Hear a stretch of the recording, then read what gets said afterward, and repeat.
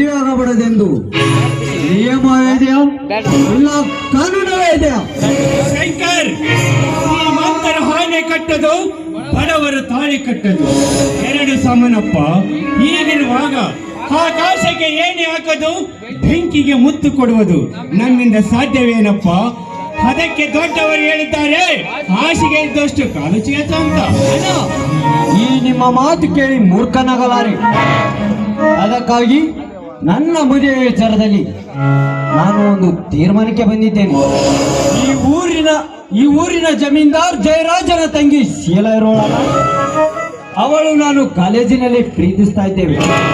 ಈಗ ಇಬ್ಬರು ಮದುವೆ ಮಾಡಿಕೊಳ್ಳಬೇಕೆಂದು ತೀರ್ಮಾನ ಮಾಡಿದ್ದೇವೆ. ಶಂಕರ್, ಅವನು ಬಡತನದಲ್ಲಿ ನೋಡಬೇಕು ವಿನೋ ಶ್ರೀಮಂತಿಕೆಯಿಂದಲ್ಲಪ್ಪ. ಶಂಕರ್, ತಾಮ್ರದ ದುಡ್ಡಿಗೆ ಆಸೆ ಪಟ್ಟರೆ